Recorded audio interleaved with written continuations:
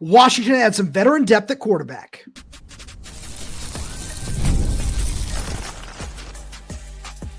You are Locked On Huskies, your daily podcast on the Washington Huskies, part of the Locked On Podcast Network, your team every day. Welcome into a special bonus edition of the Locked On Huskies podcast. I'm Roman Tomashoff. That's Lars Hanson. He's site editor with Athlon Sports' Inside the Huskies. I'm the site editor with Huskies Wire, coming to you on this Tuesday afternoon with a special bonus pod. Lars, this one kind of shocked both of us, but it makes sense. Tulane quarterback Kai Horton is coming to Washington, and you and I, we were like, oh, as we were texting each other, we hop on the bonus pod, and this is kind of going to be a live reaction to all of this because we looked at it and we said, yeah, this is kind of exactly what this room of quarterbacks needs. Exactly. Where, again, people, certain writers, certain people were suggesting, hey, is DeMond going to chase a bag? Is DeMond going to hit the portal? No, it's not with his portal. But when you look at the quarterback roster, you have DeMond as your starter, and then you have 3 question marks. 2 young ones in Beierly and Treston Kini McMillan, who are both freshmen. So, as I said, one of the 2 will probably play more than 4. But I don't because again, you want to stagger the progression. But now I'm not so sure. But my point is, I can see Dash playing in 5 or 6. And the original the original DeMond Williams plan that I pitched going back to before the 24 season, which was DeMond will play in Dash and DeMond. Man, that's gonna be a headache here in a bit. But DeMond was always going to play more than 4 just once you got through the month of September. This year, you don't really need another quarterback to play more than 4 games, but you want to have it just in case DeMond gets hurt because of his running abilities or, an extra insurance, what I put out on Twitter. I said, this is quarterback insurance is what you're doing. And you have Shea Kuykendall, who was the Northern Arizona transfer. He didn't get any games last season, so this could be a situation where, maybe he wants to explore his options. We don't know because, again, he's still on the roster, and the portal is closed for Washington players at this point in time. But what it does do is it gives you basically almost like a grad transfer that's a non-JUCO. So you're not saying you have no P4 experience. You got some G5 experience. And as we were both running through the interviews before the stories before we were doing this podcast, where he comes back and leads into an overtime win over Houston a couple of years ago. And so he's got game experience and good game experience. Where you look at Shea, I think he was 0-5 at Northern Arizona. But again, that team was 0-12 coming Northern Colorado, coming over there's a losing situation all around about who was the quarterback at that program. No shot at that head coach. It was just like you looked at that program and they hadn't won in over a year and a half. So, okay, you kind of leave that be. But this year, as we talked about on the Tuesday show, it's so imperative to say, you know what? This is the year to take a step. If DeMond goes down at any point, whoever comes in needs to be able to run the offense. And it's not that Shea can, it's not that Dash and Treston couldn't, but having a guy with 4 years of college experience as a backup at a G5 level, so he's gotten some legitimate experience, that's a perfect insurance policy.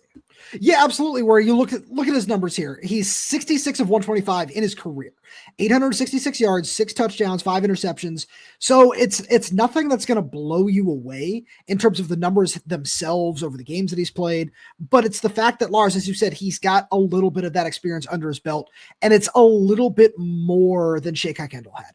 It's just a little bit extra in exactly the area that you need him, where it's not with all due respect to Kai, who's got 1 year of eligibility remaining, which is also certainly very much worth stating.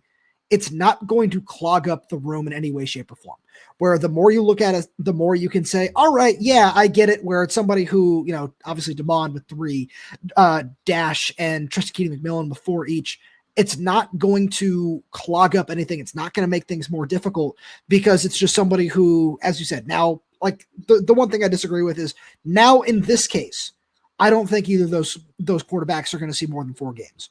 I think we'll see 1 at some point in the season, probably in the non-conference, where, if he comes in and let's say they go to Beierly or Treston Kini McMillan, if, let's say one of these non-conference games goes awry and they're up by 40 points in the fourth quarter and Kai Horton's already taken a couple of series, why not go to, Beierly in that case? I think that that's exactly what this kind of move is for, where if DeMond, God forbid, he does go down, all of a sudden you do want to have somebody like Kai Horton who can fill in for a game, for 2 games, anything like that. But long-term, it's not going to do anything to stunt the development of Dash Beierly or Treston Kini McMillan. We've got so much more we want to talk about with this, but we got to take a quick break. Because we've got a message from our good friends over at FanDuel. Super Bowl 59 is here. One game, two teams, endless possibilities. And there's no better way to make every play more exciting than with FanDuel Sportsbook. Whether it's predicting the first touchdown, calling the MVP, or even betting on the coin toss, FanDuel makes it easy to get in on the action with live betting all game long. You can adjust your bets as the game unfolds and feel the thrill from kickoff to the final whistle. The live betting feature lets you stay involved no matter what happens on the field. The app is super easy to navigate. Plus, knowing that you can place a $5 bet, potentially win $200 in bonus bets for the Super Bowl, that's the icing on the cake. Download the app or head to FanDuel.com to get started. Bet just $5, and if you win, you'll score $200 in bonus bets. That's FanDuel.com. Bet with FanDuel, an official partner of Super Bowl 59. Lars, one thing that you and I don't necessarily like to do on this show very often is say, hey, somebody is going to hit the portal. But I think that this is kind of the writing on the wall that as we get to the spring portal period in, April, that Shea Kuykendall is going to hit the transfer portal with this news, which is going to put Washington in a much better situation. And I don't mean that in any disrespect to his talent, but it's just going to be a much better situation than they were in last season at quarterback. And especially, last spring, where you get Shea at some point in the spring and it's okay. You only had 2 scholarship quarterbacks on the roster at that point in time. Now the roster is in a much better spot where you've got 4. Exactly, and I think you don't want to have 4. I think that seems like a situation where that's one too many, especially with the fact that Jedd's staying at 85. Now, if you're at 105, then yeah, you can have 4 quarterbacks, and it really doesn't matter. Even if you're at 95, you can probably have 4. It doesn't matter. But you look at that position and think, well, and I think that the intriguing part, and this is no knock on Shea, and we always knew Damon was going to be the next face of the program, so it wasn't the fact that, hey, when Shea did come in, to replace Will, it wasn't like, hey, what's the situation here? But the fact that he didn't take a snap, that was pretty telling to me, which was like, hey, look, you are the insurance guy this season. Damon is QB2, Will is QB1, and there's a pretty, significant gulf between both, and then on down to Shea. And I think if you're Shea, it's understandable because it was Northern Colorado, right? You said where, he wasn't like he was, he lit the world on fire. But again, he was a young guy. So again, you're just trying to give him good teaching opportunities. And I think it made sense for Shea to transfer to Jedd because again, who better to learn at quarterback from than Jedd and be at be in practice, learn from Will, learn from Damon. And then if he has to go transfer somewhere else, so be it. I mean, it's one thing we talked about. I don't know if it was on today's show or a couple of days ago, but when look, I thought it was yesterday's show, it was on the Monday show, because when I talked about, you're looking at the 2 quarterbacks that you brought in 25, the odds of you keeping both of them for 3+ years, very slim. So, and that's no side to either player. It's just in this day and age in college football at that position specifically, like that is a position specific rep. Like you need reps at that position, unless you can take a year off. Like, we see Jade Rashada go to Georgia. We see a bunch of quarterbacks maybe take a year off or take a step back, but it's take a step back to take a step forward. So the next place that Shea goes is going to be a place that he wants to be the starter or at least be in contention to start. And that's not going to be at Washington because, as you mentioned, if Damon, God forbid, like I said, we don't root for injuries here. But this is why coaches have to. The reason we say this is you have to plan in case of, in worst case scenarios, where you don't want to just look at it and say, "Oh, hey, well, you know what, Damon's our guy. We don't want to bring anybody to threaten him." But then what happens if he needs to come out for a series or 2? Or what happens if he has to, God forbid, miss a game or 2, and you're turning to either one of Shea, Dash, or Treston? That's not as good in 25 as it is in 26, 27, when those guys have 2 years in their belt. And this is why, again, I'm glad that you mentioned it was a 1-year addition, because again, it's all it is. You're just looking for a guy who necessarily doesn't have full NFL upside. He's got good, good frame and good, you look at the mechanics and things like that.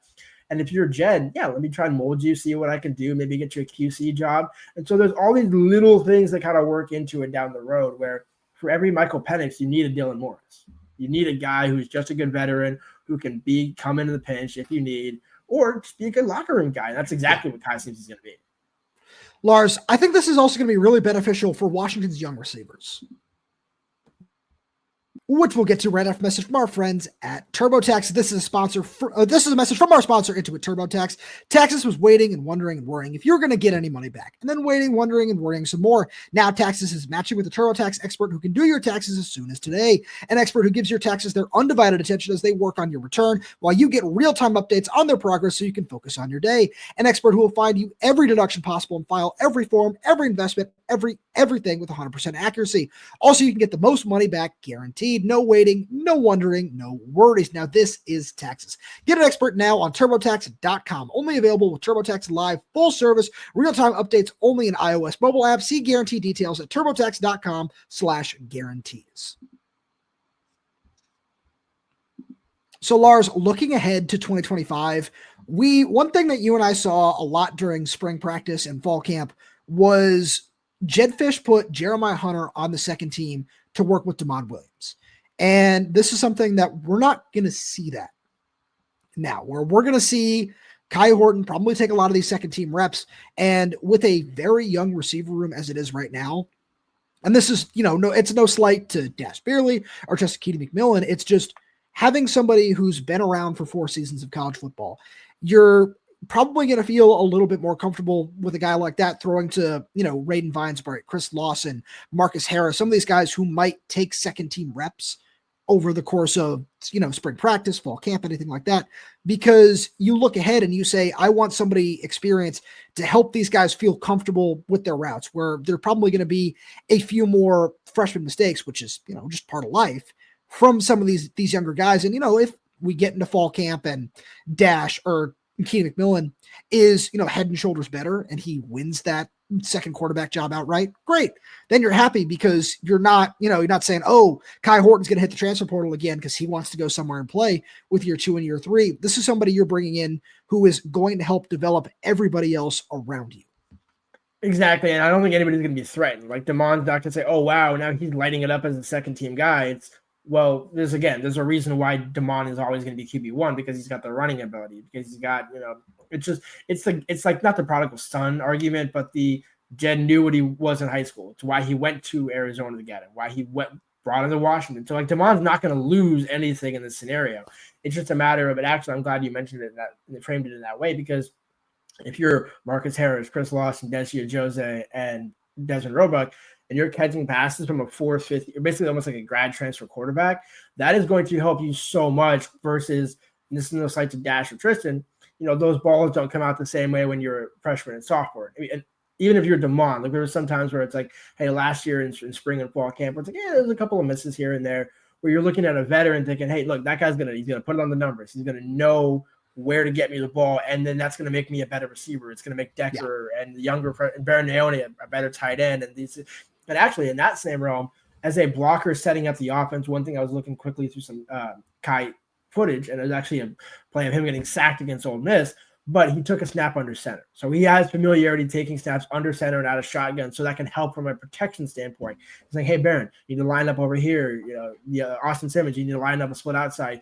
All those little things that Demond doesn't have to A, coach, and then B, can just walk into next season and say, cool, hey, remember how Kai was teaching you? Yeah, do that. And then Demond's also right next to Kai and saying, hey, what are you telling him? What am I hearing? What am I? And so it all plays in together where it's not a guy that's going to threaten, but it's also not a guy that's like a Jew. And no slight to JUCOs here. But again, be damned if you're taking who was that? Tony Rodriguez, or who was it? Yeah, Tony Rodriguez. I remember him. Yeah, nailed it. Great pull. But yeah, again, no slight to Tony. But it's one of those where, like, would you rather have a JUCO or at least a guy with some G5 P4 experience who can actually lead an offense? Right, and that's the thing, is at the end of the day, this is nothing more than a solid insurance policy for one season that we wanted to make sure the everydayers knew a little bit more about. So Lars, as always, thank you so much for being here. Thank you all everydayers tuning in. We really do appreciate your support. We got so much more bonus content like this coming throughout the offseason. If you want to make sure you're in the know, make sure you subscribe wherever you get your podcasts, so that's YouTube, Spotify, iTunes, Games on Music. We're there. We're everywhere. We're updating the channel, new content every single day. So make sure you click that like button, click that little bell, so you don't miss when we post new video. If you have any questions, comments, concerns, drop them right down below in the comments section. And if you're audio only, please leave us 5-star reviews. It does help us out a lot. Thank you so much for tuning in, and we'll talk to you on Wednesday.